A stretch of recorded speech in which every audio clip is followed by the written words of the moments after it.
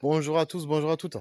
Alors comme tous les ans, comme en début de saison, mai-juin, on se retrouve pour une petite vidéo, vite fait, un petit tour du jardin où on voit un petit peu, tout ce qui a évolué, de la façon dont ça a évolué, si ça a poussé, si c'est mort, parce qu'il y a aussi des plantes qui tiennent pas, le coup. Donc on va faire un petit tour vite fait, bien fait. Sur la première partie, en général, je fais que celle-là. Le reste, c'est vraiment plus de l'expérimentation, etc. Et ça, pour le moment, je le garde pour moi. Et on voit par la suite. Donc, du coup, on se retrouve tout de suite, hein, et je vous montre tout ça. À de suite. Alors, on y va. Donc, on va commencer par ici, hein, on a la glycine. Je ne sais pas si vous vous rappelez, l'an dernier, on voit un petit peu la structure ici qui redescend ici. Elle était vraiment petite, hein. Elle a vachement évolué. Vous allez voir de l'autre côté ce que ça donne. J'ai tendu des câbles, des fils pour la faire courir. Vous allez voir un petit peu ça. Ici, on a un phormium pourpre qui est en pleine floraison. Il a en tout quatre, on peut appeler ça des hampes, quatre hampes florales. Une qui tombe très bas, et les trois autres qui se tiennent sur la glycine, justement. Donc, on y va tout de suite, hein. Hop. Donc, voilà. Voilà ce que je vous disais. La glycine, je la fais courir ici sur des câbles. Donc, là, il y a l'arche. Hop, j'ai tendu des câbles et elle court dessus jusqu'à rejoindre le faux jasmin qui est ici. Vous voyez? Hop, voilà. Donc, pour en revenir au phormium. Le phormium qui est là, il a des hampes florales, il en a quatre. C'est la première fois qu'il fleurit, donc je suis plutôt content. Euh, Belle surprise, hein.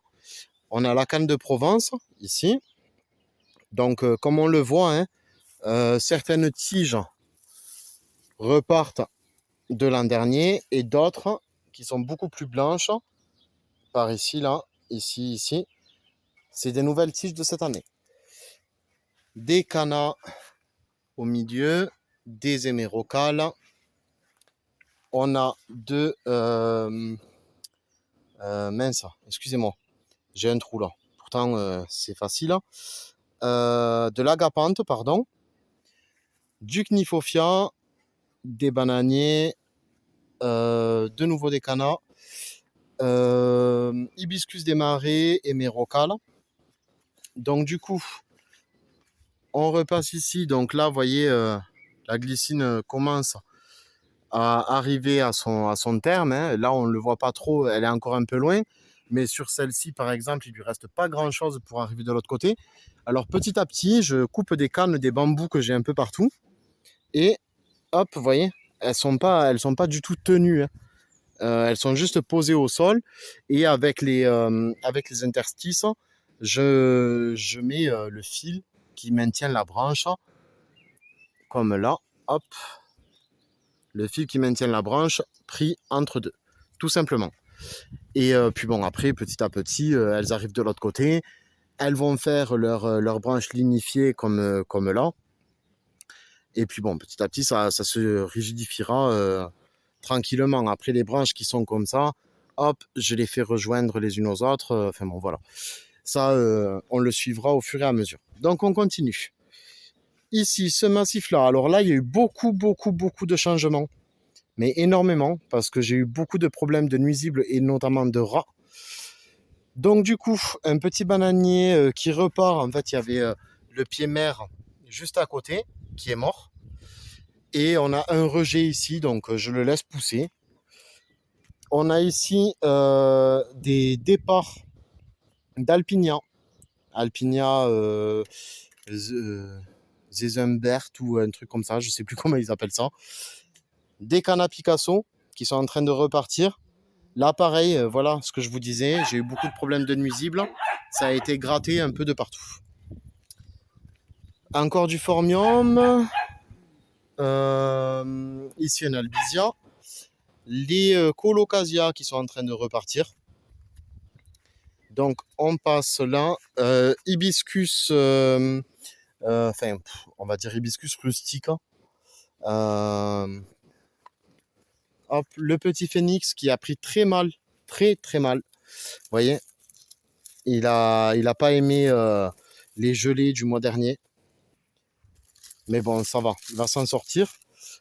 On a encore un petit peu de Kniphofia ici au milieu. Là, on a encore du bananier. Alors là, ben, du Bajo, hein, tout simplement. Il doit être à peu près, là, cette année, pour les plus hauts, ils doivent être à 4,50 m à peu près, je pense. Donc ici, Eucalyptus, que j'ai taillé très grossièrement et pas vraiment joliment. Mais il repart aussi du pied. Il refait des rejets de nouveau. Bon, là, on passe vite fait. On va avoir de l'arôme basique. Au fond, je ne sais pas si vous voyez sous le sol pleureur, on a de l'alocasia. À côté, on a une fougère. Sur l'ancienne tronte Trachycarpus, on a de la passiflore. Ensuite, eh ben, on a des bambous. On a du tétrapanax, encore une fois. Donc voilà, pour le bassin. On continue, on passe de ce côté. Alors ici, on va avoir... Alors, je vais vous montrer une chose. J'ai pas fini encore de tout nettoyer. Ici, j'avais planté l'an dernier un Strelitzia Augustin qui a pris très mal, vous voyez, il a pris très mal, mais il repart du pied. Il n'a pas été protégé et ça a été vraiment le gros problème que j'ai, enfin le gros défaut que j'ai eu. J'aurais dû le protéger, je ne l'ai pas fait. Mais il a pris mal, mais bon, tout va bien, il repart. Ça me servira de leçon pour l'année, enfin pour l'hiver qui arrive. Donc du coup, de nouveau hémérocal, bananier, hop, voilà. Phormium de nouveau. Là, un nouveau phormium qui lui aussi entre en floraison. Chèvrefeuille. Donc lui, j'essaye de le laisser courir sur la volière des pans volontairement pour qu'il cache un petit peu et que les pans soient un petit peu plus abrités de nous. De l'autre côté, donc là on a du bambou qui commence à monter relativement haut. On a du colocasia. J'ai pas fini de nouveau de nettoyer. J'ai encore des orties, comme vous pouvez le voir. On a Cordyline australis qui commence à prendre un peu d'ampleur avec un petit rejet. Alors, je ne sais pas si vous le voyez, de là, on le verra mieux. Hop, un petit rejet sur le côté. Ici, Lilas des Indes qui pousse au milieu de tout ça. On se décale un petit peu. On a un Fatsia qui couvre le tout. On a un Mimosa des 4 saisons. Voilà. De ce côté, on va avoir un Pittosporum. Alors, honnêtement, lui, il m'a été offert. Je l'ai planté et plus je le taille, plus il pousse. Comme tous les Pittosporums, c'est voilà. De nouveau un Altea, une cordyline pourpre à double tronc. De nouveau des Bajo. Alors ici, on va avoir de la fougère, derrière des Crocosmia, un Morelli qui repart bien là pour cette année. De nouveau des arômes. Alors ces arômes-là, je ne sais pas si vous pouvez apprécier à peu près la taille, mais il faut vous dire que le bananier, oui il est petit. Le bananier, le Morelli, qui a derrière, il fait à peu près 1,70 m, 1,80 m en haut de la feuille. Les arômes, ils font autant. Donc la plus haute fleur doit être à 1,80 m, 1,90 m, grosso modo. Donc ensuite, une autre cordyline panachée, qui commence à monter sur tronc petit à petit. Fougère arborescente, Dictionnaire Antarctica, qui a des frondes magnifiques cette année. Là, elle commence à prendre vraiment toute sa splendeur. Donc du coup, on passe de ce côté. Là, on a de nouveau des Morelli que j'ai replantés là parce que je ne savais pas où les mettre, en toute franchise. Butia capitata. À côté, un Washingtonia 4 stipes.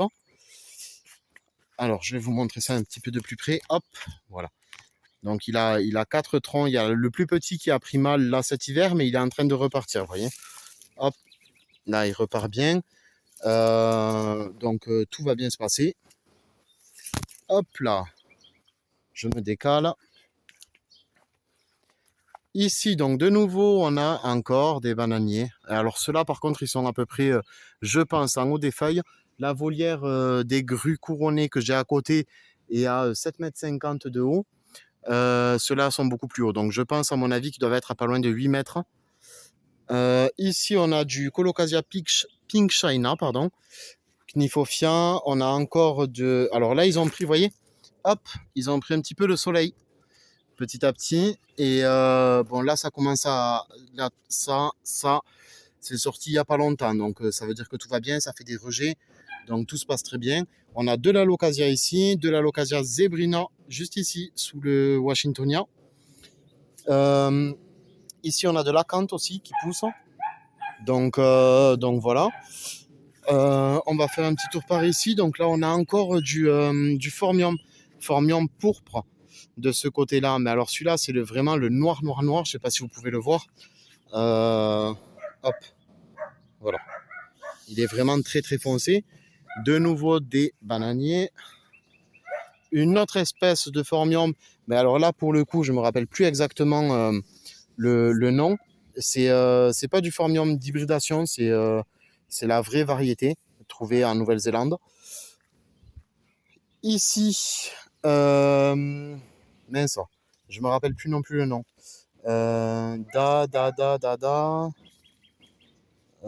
Acuba, pardon. Voilà. Donc là, on a encore des canards. Il y a beaucoup d'endroits que j'ai pas encore désherbés. Donc là, on a encore une cordyline, du laurier. Et on retourne ici au niveau de la pergola. Voir un petit peu l'autre côté. Donc voilà, ben écoutez, on a fait un petit tour du jardin pour vous de nouveau vous le présenter en début de saison, comme d'habitude, comme j'ai fait l'an dernier, et on fera ça régulièrement. Et j'avais juste oublié un petit détail, c'est le Tetrapanax papyrifera qui est ici. Alors lui par contre, il est bien monté, comme vous pouvez le voir. On va se décaler un tout petit peu. Hop. Donc là, il part en 3 branches au niveau de la tête. Comme vous pouvez le voir ici, une branche, 2 branches, 3 branches. Donc voilà. Et avec ces dizaines et dizaines de rejets au niveau du pied. Il en a, là actuellement, je les ai comptés l'autre jour, il y en a 31 encore à sortir. Et il rejette, vous voyez là où il est là. Je vais vous montrer une chose. On est ici. Hop. Vous voyez, il a rejeté là, il rejette là. On est à peu près à 4 mètres du pied mère.